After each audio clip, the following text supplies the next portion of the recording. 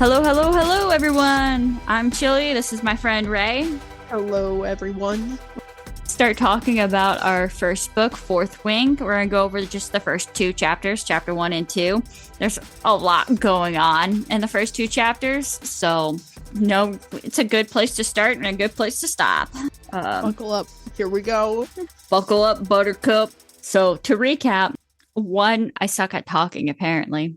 2, I suck at pronunciations of things. So we'll see how this goes. But the beginning of each chapter, there's like a little lore drop and thing. So the start of chapter 1 is just the following text has been faithfully transcribed from Navarian into modern language by this person who's a scribe in the scribe quadrant at I have no idea how to pronounce the war college's name.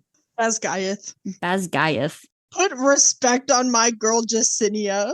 It's Justinia. Yeah, it's Justinia Neilwort. Okay, I don't think we're introduced to her in the first two chapters. I don't think we get introduced for her for a while. Yeah, we're not introduced to her yet. I just glanced over. I didn't even say the name, but when you said don't, and I was like, oh, it's Justinia. Put respect on my girl's name. I love her.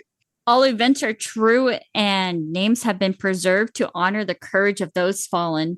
May their souls be commended to Malik. And then it has the famous quote that's usually all over the place with this series and the TV series and TikToks and everything. A dragon without its rider is a tragedy. A rider without their dragon is dead. Dun, dun, dun. Aww. That is true. Yeah. But yeah, so it mentions that's Article 1, Section 1, the Dragon Riders Codex. And so that's kind of like each introduction to each of the chapters. They have a little thing like that, a little blurt. I love it. I also love that. The first time I read it, I like straight up read it. I didn't get the audiobook. And so I am notorious for just like overlooking things, and I overlooked them. And then I was listening to the audiobook later and I was like, I don't remember any of these. And I opened my book and I was like, oh, I just straight up overlooked them and didn't read any of them. Not my finest moment. But yeah, so chapter 1 immediately throws us pretty much off the deep end, because if you read that, you're just like, huh, what? And then it goes into conscription day is always the deadliest. There's a lot of like details thrown at us in chapter 1 without really explanations, and explanations come later. So my first thought meeting our character, which her name's Violet, I don't think we even get told her name until someone else says her name later. But her name's Violet, and you just see that she's struggling with a heavy canvas rucksack. And I'm like, how heavy is this? And they go on and they're like, it's 30 pounds. And you're told this like after she's like, I've gone through 6 months of intensive training, and she's struggling with this 30-pound backpack up this flight of stairs. And I'm like, girl, what are you doing? I feel like finding out more about her later and finding out why she struggles really helps put into perspective, but having it like right off the bat where she's just immediately struggling really just kind of pins her as the underdog in the entire like war college as itself. The overall story and like the whole like we hope the underdog wins and like has this like great story and is really successful is definitely where it's all going from. And I love that. I love an underdog story. Everybody loves an underdog. Yeah, so our main character is Violet. She's 20 years old and she's starting off struggling with stairs. And so you find out she's heading to the stairs to talk with the general, who you find in this ends up being this whole argument. The general is her mother, and her sister's there, and she hasn't seen her sister in, I forget how long it mentioned, in a while. It's 3 years because of the way the college works. Yeah, I also don't remember how long it's been since she's seen her sister. But so basically how this is set up is you either get to choose to be a healer, a scribe, part of the infantry, or the riders, which the riders being dragon riders. I think any of those you go through, you get 3 years of training. And the whole lore drop of this is their kingdom has violent invasions at their borders. with the kingdom of Poromil. Or a meal. Yeah. Poromil, there we go. And they're Griffin riders. And so the whole thing is kind of like weak don't survive, especially if you're like in the riders quadrant. The weak don't survive. The dragons will eat you, etc. The survival of the fitness here. Fittest words. Yeah. And she's definitely not. Nope. Her odds aren't looking too great at the beginning of the book.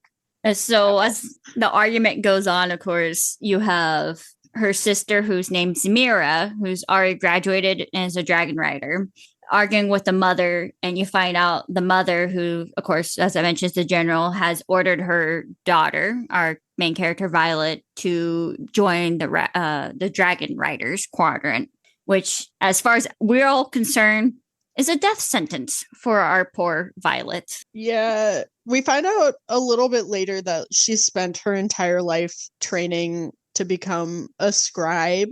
So just having her mom 6 months prior be like, actually, you're going to be a dragon rider. And she's like, I'm not prepared for that. And her mom basically was just like, that sucks.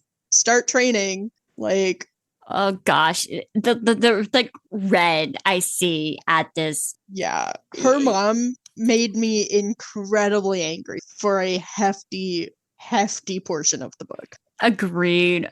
She grew up and she loves being a scribe. To quick little thing for people who don't know scribe. Scribe's pretty much you write down, take down information. You're like a library nerd, essentially, records keeper. And she did all that stuff. She you take notes of data and all this stuff for meetings, all that kind of things. She's done that. She's supposed to go to the scribes. Everyone is expecting her to do scribes. And then her mom just out of the blue goes, "Nuh-uh, not my bloodline, dragon rider." And the dragon riders are like the top dogs. They run everything. They are the social hierarchy. Yeah, which kind of gives me an ick. Just because, like, we get it. You have a dragon. Aren't you so cool? But So cool. I don't know. But the scribes are smart. Like, they should be higher up. But we also Justinia. She's so great. She's one of my favorites. But so it's just wild. And so as you go through the first chapter, the more you learn, the more it's just enraging of you find out essentially at some point in the first chapter that Violet has health issues, essentially, joint problems. Her hair, which I'm assuming they talk about some point, but that hair is like her hair starts off looking healthy and then like goes to like silver or gray. Yeah, and all the color just fades out of it. And they specify that it's no matter what length. It always happened. So she can't even like cut it shorter to keep it from happening. Yep.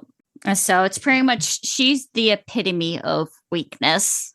Pretty much what they're setting up here. And it's just so infuriating. That irritates me a little bit with Violet starting off too, is they hit the point so much. Mind you, she's also like short too. She's like 5'0", I want to say. And they're like, yeah, her joints are bad. She has health issues. She's weak. You can look at her and she's weak. She can't do this. She's too short. She has like no muscles. And you get the mom sending her to essentially to her death. Her sister's arguing about it, Mira. She's like, Mom, you're killing her. You can't kill, like, what is this? Violet is like embarrassed and also like, no, I can do it. And I'm like, girl, don't you want to be a scribe? Why are you trying so hard? Yeah, I mean, whenever like Mira is arguing with their mom and like she's talking to her mom about all of these reasons that Violet can't cut it, and Violet's like, are you calling me weak? And Mira's like, no, I'm calling you fragile, basically. Like, she's just fragile. And Violet's like, that's not much better. Which, like, fair. Because she's like, she like sprains all of her joints. She breaks bones consistently, like, and that's then like we get the first time her mom like kind of stands up for her whenever she's talking about like how Violet goes through more pain in like a day or something than Mira deals with. Yeah, she says that she deals with more pain before lunch than Mira deals with in an entire week. And she's like, if anyone can survive this, it's Violet. And I'm like, you're gonna stand up for her, but you're not gonna listen to what she wants and what she's been training for her entire life. It's a point that's like, it's a valid point. She is strong because of everything she goes through, and she has that willpower and all this stuff. But it's definitely infuriating that she's put all this work and all this effort, and her mom's like, yeah, I let you do all this stuff. Now throw it out the window because I changed my mind. Yeah. And then, of course, in this fight, they mentioned that their father, who was a scribe, is dead. And the mother's pretty blunt about that.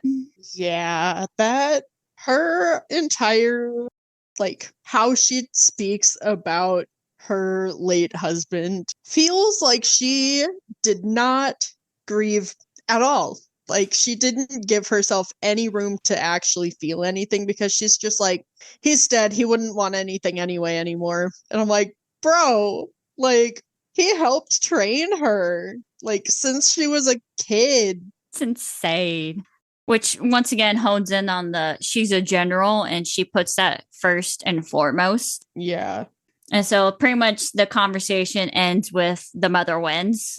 And so Violet's then sent off to finish her packing and go take the test to become a dragon rider. And you have essentially a sister bonding moment with her, Mira, which I thought was really cute and sweet. I do like that part. I like that there's some like playful like banter in there as well. And like Mira's like, I'm gonna help you so that I don't end up an only sibling. Like, she's got the like sarcastic wittiness behind an overall deeper moment of, here, take these things, they'll keep you alive. Full on big sister moment. Yeah. She straight up is the reason that, like, she doesn't die. I mean, that's a little bit of a spoiler, but like, obviously, we're in chapter 1, you know? Well, chapter 1 and 2. Yeah. But yeah, it's just a really sweet moment of Mira coming through and being like, change clothes, we're gonna fix your hair up. She was like, this is what you're gonna do, this is what you're gonna think, you will pass this. And like empties out her entire fucking rucksack, which I just imagine as a really big, like, you know, the like really big like hiking backpacks. That's just what I imagine. I'm pretty sure it's the same thing. I was thinking of like, imagine a big box, but it's made out of leather, and there's just like a flap over it. Oh. But yeah, so like she dumps it all out, and it's like mainly books because she's a book nerd. She's trained her entire life to be a scribe. Let her take her books. Books. That's why it's 30 pounds, is the books. And Mira's just like, you ain't going to need these books. And my favorite part about this is she grabs one book and she's like, I'm keeping this book. And Mira's like, huh? And she's like, this is a useful book. It's going to help me. And so my first immediate thought when I first read the book was, okay, so it's either going to be something like fighting tactics, strategy, or poisons. It's pretty much my thought process. Because she's like, this is going to keep me alive. And I'm like, okay, she's book smart. She's not street smart. So it's got to be something that's going to help her. Something logical. Something. And of course, they go off to, we should mention more lore drop that happens as they start talking about their dad a little bit more, and how she grew up rereading this one story over and over and over again. And it's like essentially fairy tales, I want to say it was. Yeah, basically. Of course, that's left behind because you don't bring fairy tales along with you when you could die from a dragon. I think she should have trained a little bit harder just to take that book. Honestly.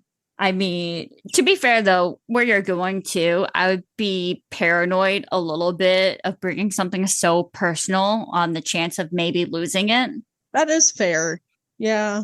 And of course, they also have this sweet moment where you find out Mira went through and figured out how to take her dragon scales, and shrink them down and make it into this like protective chest piece for Violet.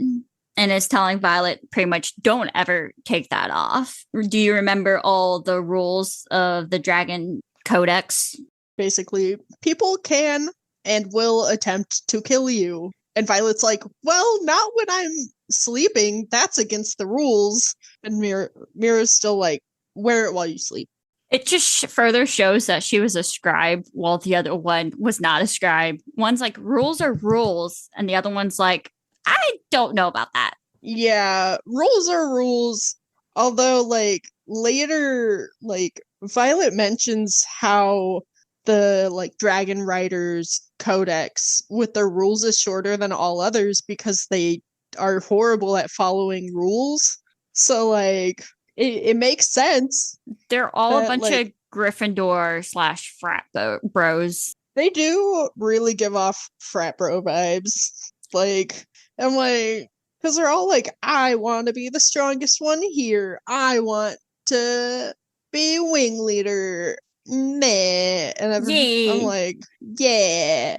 Which, like, great for them. Congrats. But, like, don't trample on other people to get to where you want to be. Slytherin, gotta trample them all. Sorry. Yeah, a great summary of Violet's thought on all this is she thinks dragon riders are pretentious, egotistical fucks. She's kind of not wrong. However, that is her now, so her idea on that may have changed a little bit. As Mira's dragging, giving all this advice and everything, and taking her to go take the test and all this stuff, she kind of gives like parting words and all this stuff eventually, and she's like, "Hey, find Dane." And we find out pretty obviously that Violet has a crush of some sort on Dane. And has for like her entire life. They grew up together and she hasn't seen him because he joined the Dragon Riders and he's like, I think a second year at the moment. Yeah, he just finished his first year.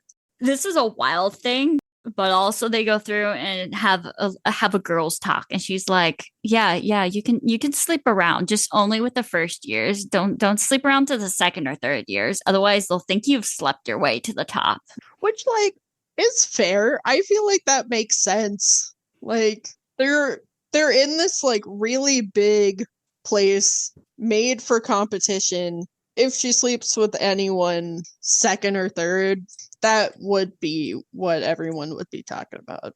Conversation between the sisters are very cute and sisterly and everything, but it also goes from Violet, you can't die, don't die, here's all this advice, to then, yeah, you're going to survive, so sleep around with whoever, because who knows how long you're going to survive. Which, like, get stress out, I guess, somehow, but random boy talk among the don't die talk. Yeah, I feel like if my sister gave me that talk, I'd be like, what the hell are you going on about? Like, why are you telling me this? It's like advice at the same time. It's just, what? Yeah. And so they're kind of now like, they get to stand in line and waiting for her turn to be marked down for present for the dragon test. Conscription. Adding them to essentially to the roll call. But like there was a separate like fitness test or like a strength and agility test or something. Oh yeah, and like a written test. Yeah, that was before that she did and she passed, which is what got her to where she has to walk the parapet. That's how she got there.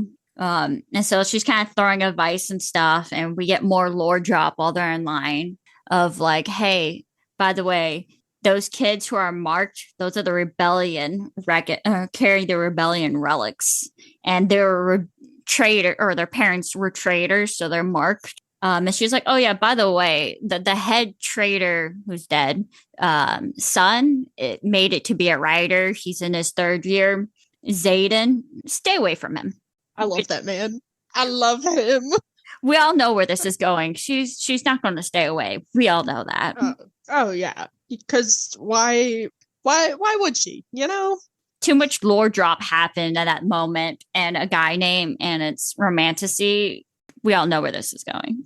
And so she like kind of pretty much gives her last little things of advice and all that stuff. And she's like, hey, by the way, don't make any friends, make alliances. And everyone's like, oh my gosh, it's Sorengale? Is this Mira Sorengale? And everyone has a celebrity moment over her sister.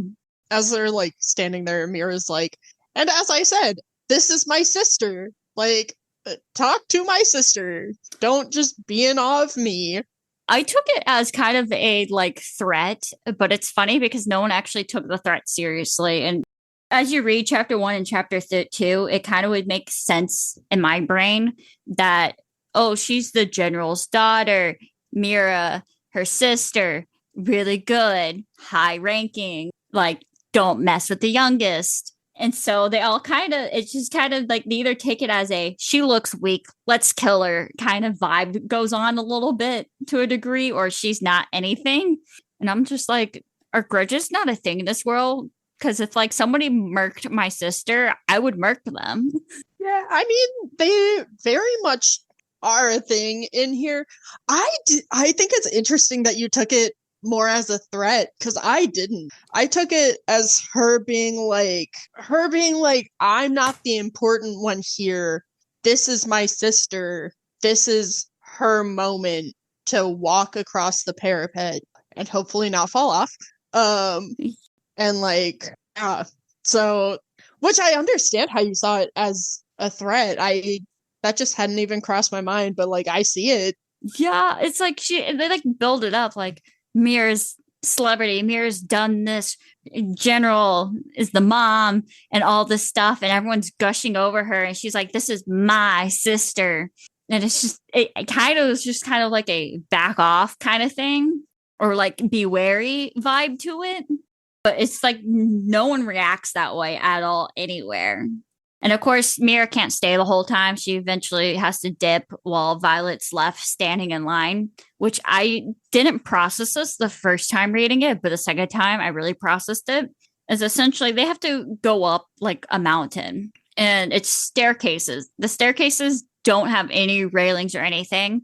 They're just slowly walking up / standing on these staircases. And they even bring up the point of, yeah, some people at some point will fall and die. Like, not many, like, but every year there's like a few. Which, like, damn, what a way to go. And like, them mentioning that, and then, because Violet was talking to a couple of people, and they were like, I wonder if anyone's ever fallen off. And Violet's like, yeah, 2, but there were 3 casualties, because there was like someone that the guy hit on his way down like last year. And I'm like, damn, stand close to what I imagined it as like a spiral staircase up like a tower. Ooh. Like light tower, lighthouse vibes. And then like a door or like a little like cutout at the top where they walk out. I imagined it like you have a mountain, and I don't know if I should really say carved. I guess they're staircases, so it'd be carved, built, whatever, and it's like going up, like snaking up this mountain. So like one side is probably just the rock wall, and then the other is just a drop. That's the way I kind of imagine it, and it just kind of snakes up to the top, which is then kind of, you know, cut out and all that stuff for them to walk through, and they take their names and all that. Violet ignores some of Mira's advice and starts making friends. We get to see how that finds out really quick. One of her friends she makes is with, oh crap, how do you pronounce her name? Hold on. Rhiannon? Yeah. I was like, I do not know how to pronounce this girl's name. Yeah. See, that is a great thing about the audiobooks. There's my audiobook plug. Only thing good about audiobooks. Or like other people talking about it. I'm bad with names though. Yeah, so she meets Rhiannon, and then she meets Dylan. R.I.P. Dylan, not to spoil it. If you read the chapter, you're aware. R.I.P. Dylan. Yeah, that kind of broke my heart, because like she meets Rhiannon and Dylan's like, yeah, I'm gonna propose after graduation to his girlfriend. Red flag. And red flag. Such a big red flag. It was such a big warning. But I was like, man, I really hope he makes it through and gets to propose, and then he falls off. And I'm like, well, he was like working up to be one of my favorites because I was rooting for him. Big rip. R.I.P. my boy Dylan. like as a reader, you can't help but just like this guy seems so sincere and everything. You just keep going. You got to cheer on this guy, and he doesn't make it. At the same time, though, as you're like reading and learning and thinking on it, he was so passionate and really wanted to be a writer, but the same time, it's like if he really loved that girl, he should have taken a less insane quadrant, I guess, that he had a better chance of survival and married her. You know? I feel like he was kind of put in a place of like he wanted to be with her, but he's dreamt his entire life of being a dragon rider. So he was like, he had confidence that he was gonna make it through. So confident. And like luck wasn't with him. No, it was not. It wasn't. The author's like, you need a wake-up call. Death. There you go. This ain't no joke. Yeah, that's our first like on-page death in the book. R.I.P. Dylan. R.I.P. Dylan, my man. Such a hopeful I would say that man. about every single character. My man Dylan. Everyone who dies, my man. My man. Chick dies, my man. There's only one character one dead character who is my man, like for real. But I'm not gonna. I ain't spilling names. No spoils. Not spoiling that. I think that's like 2/3 of the way. To lighten it up now, I mentioned to my good pal Ray off recording, I was like, you know what I was thinking about Violet throughout the first chapter and going into the second chapter a bit? She has big Chihuahua energy. She literally does. She just feels yappy and like anxious and like just Chihuahua. Like she just gives straight up Chihuahua energy. Put a blanket around her because she's shaking for some reason. She's mad. She's angry. She got things to say. She thinks that she's 10 times bigger than what she is.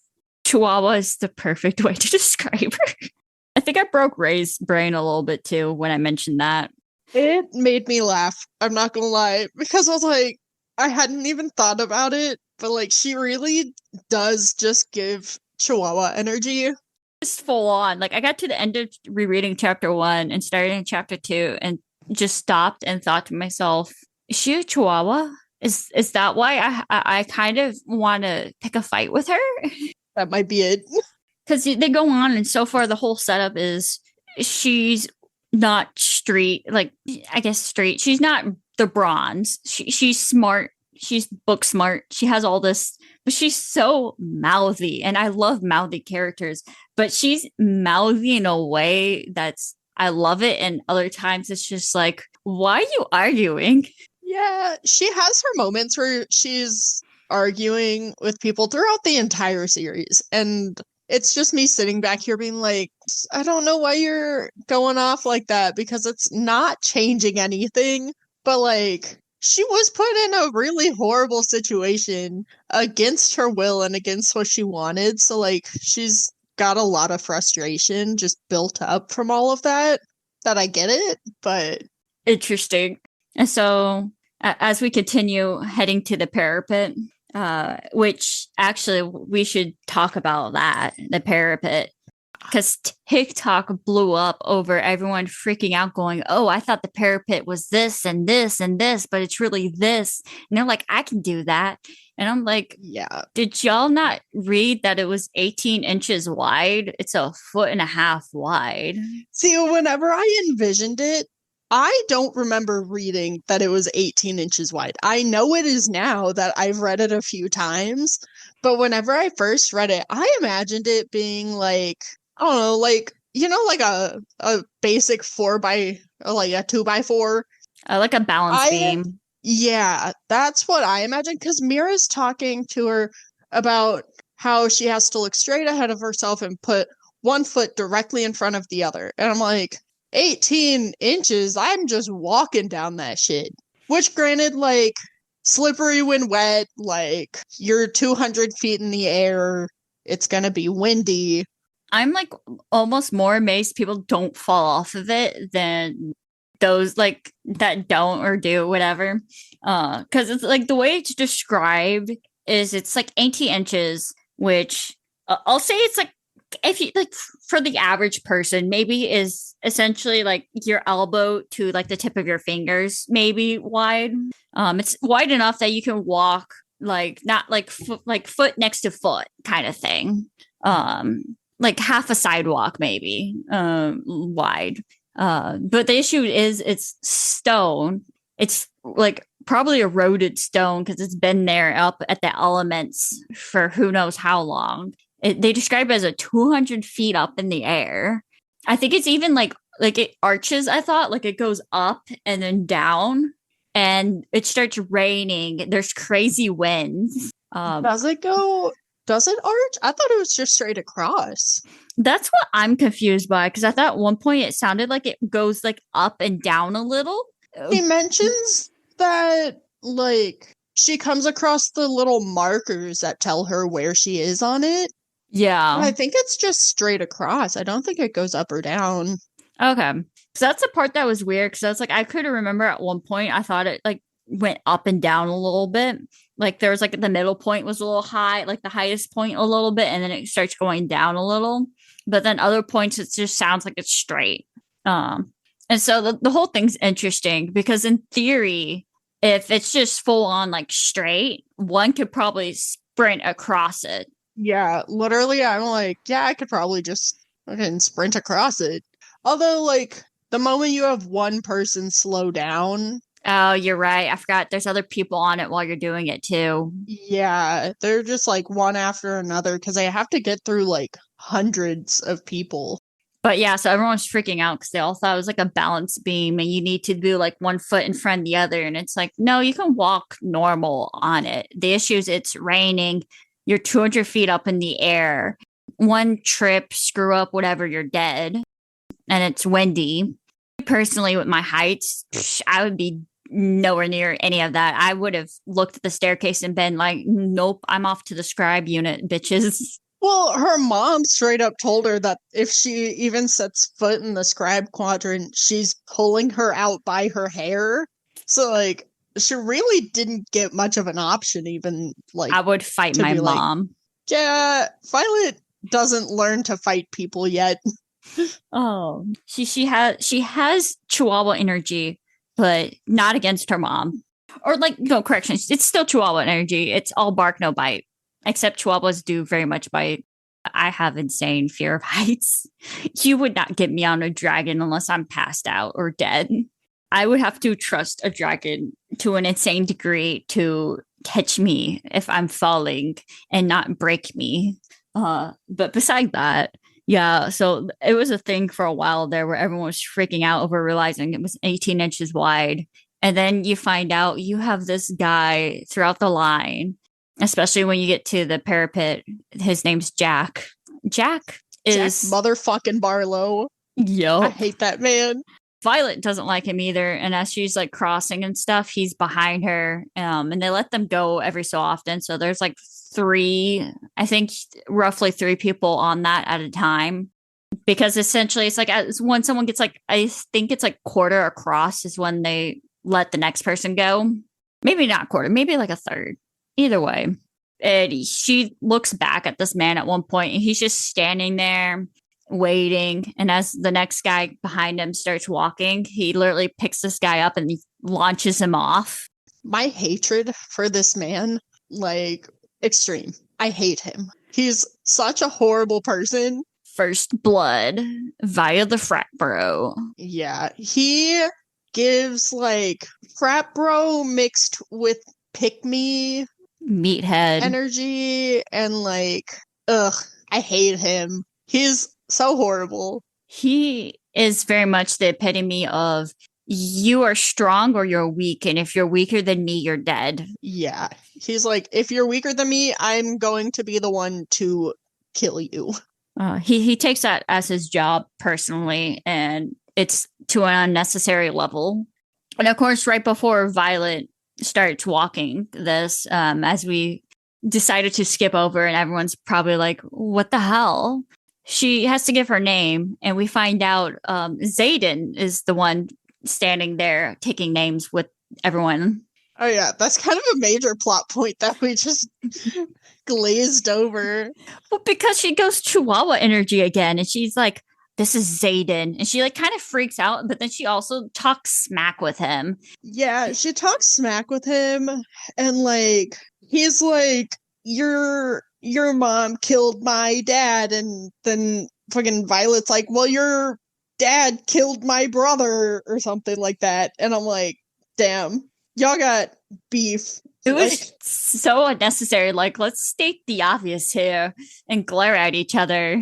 well, even like before that, she's walking up and she sees him and she's like, damn, Ooh la this is the la. hottest man I've seen in my life. Like, Such a and switch then up. she learns who he is and she's like, well, that's unfortunate because like that's the one person that her sister told her to stay away from. And that's the first like there that like has been there for a while that like you're seeing. Like, you don't run into Dane first. Of course you run into the one person you're supposed to stay away from. Oh yeah. She's like, stay low, stay away from Zayd and all this stuff. He's just there taking names. And it's like, ah crap. And she's just like, this man, hot as hell. Oh my gosh. Third year, also traitor. She's like, shouldn't boink him. He's a third year. Shouldn't boink him because he's Zayden. He's a traitor. His dad killed my brother. His dad was the one who like organized the entire like uprising too. So like Yeah. he's really off limits. It's that moment of her parade got rained on so hard right there. It would have been so funny though if she was more my insane personality of insanity is instead of her just being Chihuahua and picking a fight with him, it's just looking at him and going, damn, you're hot. Yeah. That would have been very funny. Brain wires, and that man probably would misfire for a split second there. Yeah. Either that or he'd be like, yeah, I know. That's true. This Walk. man's ego. He'd probably just be like, yeah, I know. Walk, it's your turn. Otherwise, I'll push you off. But yeah, so you have that monumentous, whatever moment. The epitome of one, you screwed up, you're on his radar now. And two, you double screwed up, he's hot. And so we get pretty much the rest of the chapter is her walking the parapet and trying not to fall. And then towards halfway quarter, I think it's like the last quarter she's at, Jack decides to full on run and she starts running. Yeah, just straight up like starts running at her and like, I'm gonna get she's you. like, oh shit, like because he had just thrown someone off, so she knew exactly what his plans were. So then she's like, I gotta get all the way across. And then she starts running, but it's slippery and like she's got mismatching shoes because she swapped one shoe with Rhiannon. Like, love her. And she full on sprinted as Jack is being full on creepo. Is like, I'm gonna get you. I'm gonna get you. I'm gonna kill you when I get my hands on you. Basically how it went. Yeah.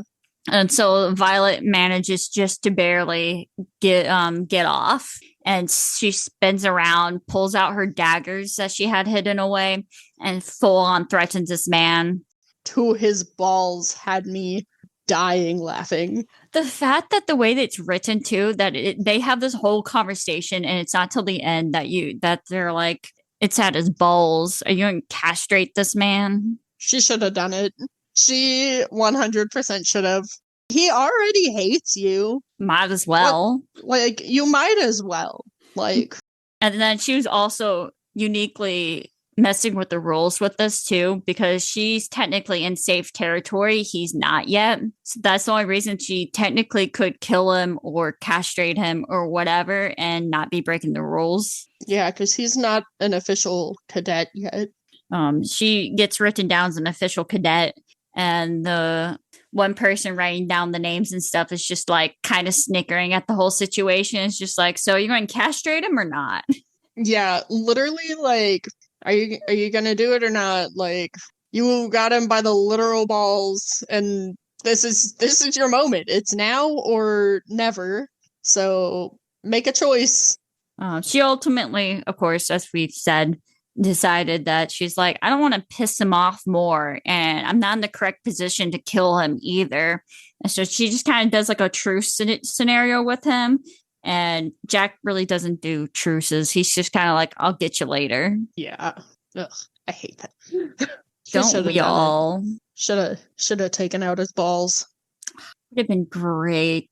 It would have been such a great moment. So great. So yeah, he like leaves her with the parting words of "You're dead. I'm going to be the one to kill you." He like swears, promises. He's like, "I'm going to hunt you down and kill you when I can."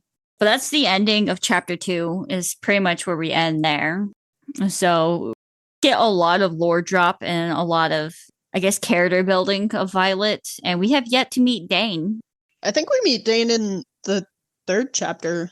Towards the beginning of the 3rd chapter, maybe? Yeah. Somewhere around there. So to give you a little teaser for chapter 3, Ray, when I started reading the books, was like, I hate Dane. And so I was like, what does this man do that Ray hates this man? And so I read it and I read it. And I'm not going to lie, I don't hate Dan. I want to call him Dan. I feel like I hated him in the 1st book, and then I really hated him in the 2nd book, and he's not memorable in the 3rd book. Like, I don't think I could name there's one scene in the 3rd book that I can remember him in that, like, is memorable, but also it's not memorable because of him. Fair. But yeah, we get a lot more Dane throughout the 1st book after she meets him. And we also get to meet a bunch of other characters. That's the one thing I will say about this series is there's a lot of characters. There are so many. So many. And then, like, as the series goes, she just kept adding characters. So as we go throughout the series, I'm going to be trying to, in my own personal little file, keep track of names and who they are and all that. That way, as we get further and further on, I'll be able to be like referencing them and reminding everyone who they are, because it's very easy to forget. I really need to just make a spreadsheet of who everyone is. Honestly, that's the one thing I wish this author did. So I've read, was it Heaven's Official Blessing? That author? This is like Chinese version of the Boy Lovers Japanese genre series. And so I really love about that book is at the end, I want to say it's the end of the book, it goes through and has all the character names, their affiliations, like gives you a quick blurt of who they are, gives you like locations, pronunciation guide. Oh, I love me a pronunciation guide.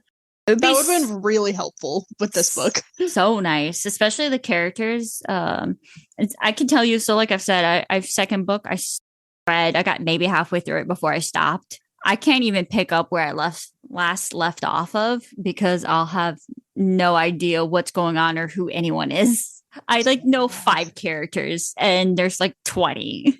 I feel like we should create like a Guess Who game, but it's just characters in this book. Great. That would be so funny. Like, does your character have a snarky attitude and try to kill everyone? Yes, Jack Barlow. Like, so throwback. Who's the character that was the first to die?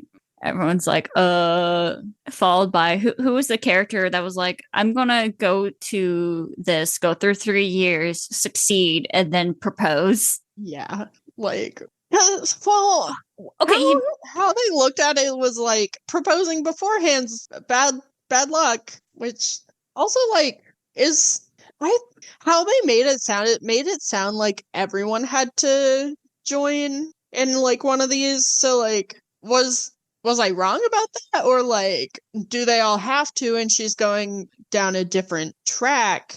My understanding is I think they all have to pick one of the 4. That was what I was thinking. And like at that point, like I think she was just too young for it because it's on your 20th birthday and she might be like a year younger. Or yeah. And of course she'd be picking a different one because she wasn't going to do the dragon. Yeah. The rioters. The other thing, the more you think about it, that's also wild is as Mira pointed out, she's like, yeah, bunk people have so much fun bunking people, boink them all. And it's like you're engaged and you're going to apparently the frat bros university. Yeah. You're not going to see your fiance for 3 years. You might die at any point. He's going to remain celibate through all of it. It's like, will he? Won't he? Assuming he lived. I was like, well, would he even still love her after the end of it all? Yeah. I was like, because they also don't, they like explain this later. They don't get to send letters to family until their second year. Yeah. It's just insane. And it's like they're 20 and it's like you're going through hell university. And it's like, I don't think you're the same person as like when you enter as you go out if you survive. Yeah. I was like, you're definitely a completely changed person. And what if they don't want the new you? Like, what if then what do you do? Then like you didn't fuck around with all these people for no reason. Yeah. Which is an odd way of putting it, but Boink University. Boink University. Bunch of horny 20-something-year-olds who don't know when they're going to die. All of them need to be bunked. Yeah. I mean, don't know when you're going to die. So also like they're dying left and right there. So like fair enough. Oh yeah. Yeah. Military. Am I right? It gets really into it in the next couple chapters. But yeah, the longer you ponder Dylan's situation, the more it's just like how unrealistic it is in a sense. Because it's like, who knows what he's going to be? And then, yeah, herself, like maybe she falls in love with somebody wherever she goes. Who's to say she'll be the same person? It's just wild, which is kind of why they didn't get married beforehand. R.I.P. Dylan. R.I.P. Dylan. I think this might have been for the best. Yeah, it may have saved him some later heartbreak. He died full of love. Yeah, I was like, yeah, at least he didn't die heartbroken. Everyone reading that part of the chapter did, but he was a young soul full of love. Yeah. To death reading, like within this book. You're like, another one. Oh, another one. Oh, another. Another one bites the dust. Yeah. This is the warning for all of everyone as they continue to read this book. A lot of death. Like, you're in, like, a military war college. So. With dragons. I feel like that it comes with the territory. I feel like any book that just has dragons in it, you should just expect death left, right, and center. Yeah. Will we know their names? Maybe. Will we maybe not know their names? Probably. I mean, they read off all of their names. So, well, not all of them, actually. Because they basically do, like, time skips. And just like, and that's the end of the roll call of the dead people. So we don't get to know all of them, actually. Yeah. We know some of them. The ones the author has bestowed upon us. Yeah. And will Violet have any idea who they are? Maybe, maybe not. I feel like some of them, not really spoilery at all, is like something where she's just like, I remember seeing him once across the hall. R.I.P. I had a class with him. That's kind of like how they do some of the deaths. Some of them are like, it's death. I feel like one where she's just like, yeah, and another 3 died. In the future, a lot more deaths to come. Dylan, poor soul. What dragon do you think Dylan would have had? Like color? I feel like he would have a green one. I wanted to say orange, but knowing the people who get orange dragons, definitely not orange. But I feel like he would have a green one, maybe a blue. I can see that. Green or blue. I mean, yeah. We'll talk about that when we get there in several mini chapters. But as one might know, different colored dragons have different temperaments, personalities. Dragons. You know what's actually crazy? I mean, you here in the next coming like handful of chapters, you get to meet your dragons, but for the first book, it takes a hot minute for us to get to the dragons. Yeah. Well, she's got to go through like classes and training even before she attempts to like obtain said dragon. Crazy like that. It's like in hindsight, it's just like, what? I might actually probably mark that down when we get to them and be like, mark the chapters, we get actual dragons. Yeah, I was like, that's quite a bit later. But yeah, so as we've already kind of get a hint at, as I mentioned, there's a bunch of resemblance to Divergence in the sense of frat bro vibes of, yeah, we're strong, we're smart. Well, not really smart, but we're strong, we're cool, we have egos.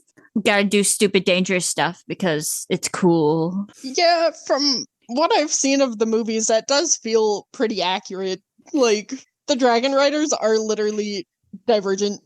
They're literally, I forget what the Dauntless. There we go. Yeah, that's the one. I was like, no, because Divergence, like, they have multiple, right? Yeah. Okay. You're a human being. You have more than one thought. Yeah, you have more than one, like, fucking view on life.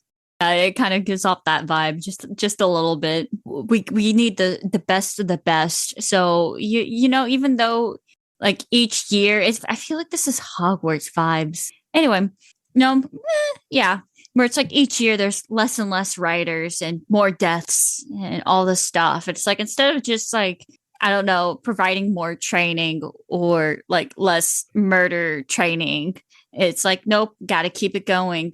Everyone just needs to die. We're at war. We need the best of the best. We don't need quantity. We need quality. Quantity is also nice, but not what they're going for. Wild, I say. But we'll go ahead and end the podcast here. This was chapter 1 and chapter 2. We got to meet Jack, who is creepy and everybody hates. Arlo. Violet, who screams Chihuahua energy throughout probably most of this book. And R.I.P. Dylan, and our best girl, our favorite girl, who we've barely mentioned. Rhiannon or Jacinia? Both, but I was like, Rhiannon. Okay, I was gonna say we haven't technically met Jacinia yet. Jacinia was a hot minute. Everyone can just appreciate her name and the fact that we like her. Oh my We've also met Xaden. Oh, yep. And yeah, someone's killing us right now. And like mentally in their brain, they're like, you keep forgetting about Xaden, who's like forgetting Xaden, who's literally like such a main, like, I don't know if I would call him a protagonist in the first book, but like he's also not an antagonist. He's just a silly little guy. He's just the hottest guy around town. Yeah. Like, who's kind of an ass. Yeah, he kind of is. Dick sometimes. Energy. I swear, some of his antics, as we'll get to, it makes me laugh, and I'm just like, how can she keep up the Chihuahua attitude? Some of this is just so silly. The more I read the book, the further I got into it, the more I liked Xaden, and I'm just like, Violet, chill. I love Xaden. I love him. He's great. The sarcastic-ish and bantering vibes, and it was great. Yeah, I love their relationship to each other because it's like they each like care about each other to some extent, but they're also just such snarky assholes to each other too. Love snark. Love it. Mwah. Oh, and freaking Mia. We love her sister. The mom can be thrown off the parapet. Oh, yeah. Oh, we also didn't mention her mom's like power. Does it even say that in the first book? I guess. Yeah. I think so. I'm pretty sure it mentions it because she's. Yeah. Because when they're arguing, they're like the temperature drops and all this. Yeah. Yeah. So her mom has the ability to control weather and like storms, which plays a really interesting role in the fact that for the one day that Violet has to walk across the parapet, it is just full on storming. Mom's trying to kill her. And it may just be her being like making it so difficult for her so that she has the confidence to be like, I made it through with that storm. But also that storm could have gotten your daughter killed. I never even really thought about it because they just kind of slide it in there towards the beginning. They're like, oh yeah, if you bond with a dragon, you get magical abilities. Okay, not abilities, one ability, whatever. Yeah, I completely didn't even connect the dots there. Mom's mad. Storm, that is not bad luck. That's just straight up. Yeah, my daughter could die. Like, what? And this mom had 3 children. Yeah, and she's down to 2, and she's trying to make it down to 1. She's really trying to get rid of her children. Like, she's got pretty good odds so far. Pretty much. I think some of the other characters, which we don't get names for, but like the people who are like writing the names down and watching them all, we actually get to learn those names later on and who they are. Yeah. I'm so excited to get to more characters. And after like, I don't know, 10 chapters, we're going to be at like 20 characters. Yeah. And they're all important. They are all important. Like, that's the problem. Yeah, they are all important, which makes it harder. That's for the future episodes. This was, of course, Book Bonk Podcast with Chilly&Ray, and that was chapter 1 and 2 of Fourth Wing. Don't forget to follow us, send us an email of your thoughts, how much you hate Jack Barlow, etc. Peace out, Girl Scout. Yeah, sounds right. One of us was a Girl Scout. Actually, 2 of us. Oh, plot twist. Yeah.